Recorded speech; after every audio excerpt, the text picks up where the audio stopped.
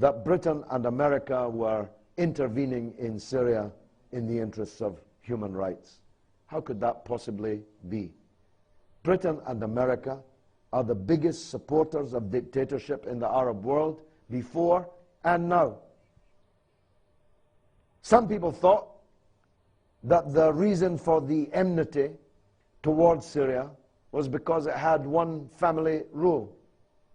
Well, every single member of the Kuwaiti cabinet has the same name.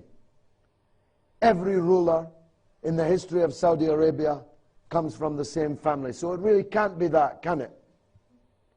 It can't be because you have a minority religious sect which contains much of the power or holds most of the power in Syria, can it?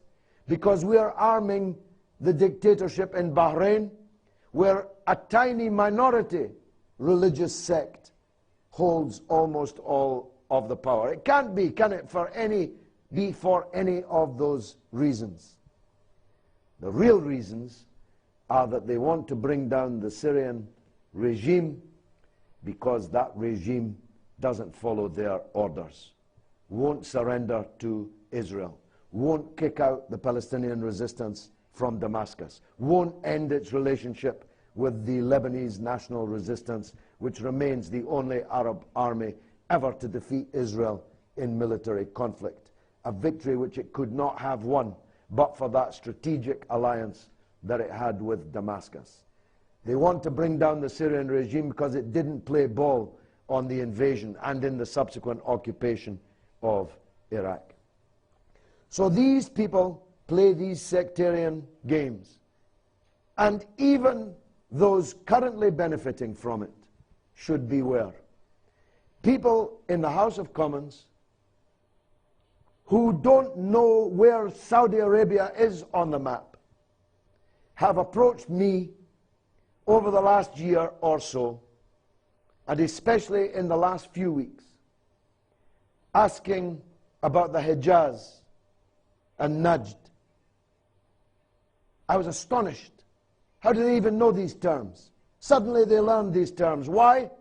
Because already they're thinking, maybe we have to divide what is called Saudi Arabia, and maybe we have to tell the Shiites in the eastern province that actually we might be prepared to support you having your own country because you've got all the oil, and we're not all that interested in Mecca and Medina, believe me. The West is very happy to leave that to the Arabs and the Muslims. What they are interested in is Saudi Arabia's wealth. And if it becomes unstable enough in Saudi Arabia, you'll discover a new love in the West for the oppressed Shiites in Saudi Arabia. Trust me on that. It's already beginning to happen. We'll hear about the oppression of the Shiites in the eastern province. We'll hear about the scandal that it is that they should be governed in the way by these Wahhabi fanatics. So nobody is safe from this kind of division. Nobody is safe from this kind of sectarianism. And what will be the result? Instead of 23 Arab countries, we'll have 33 or 43 or 63. We won't have countries at all. We'll have emirates like the one currently visible emerging in Libya after the NATO bombardment and the overthrow of the Gaddafi dictatorship. It would suit them well, because then they could divide and rule the Arabs for another 100 years most securely. Thank you very much. You have to know this. The West has no interest in Islam. The West has no interest in differences in Islam.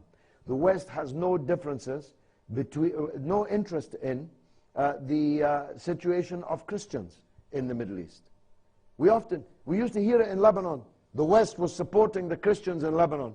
But they're not supporting the Christians in Syria, who are terrified at the possible victory of an Al-Qaeda type insurrection there.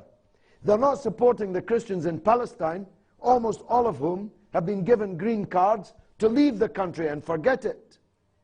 Please don't think that they care about your religions. Please don't think that they care about your confession, your particular sect. They only care about continuing to own and control the Arab world because of the wealth which lies underneath it and because of the strategic importance which it holds and continues to hold.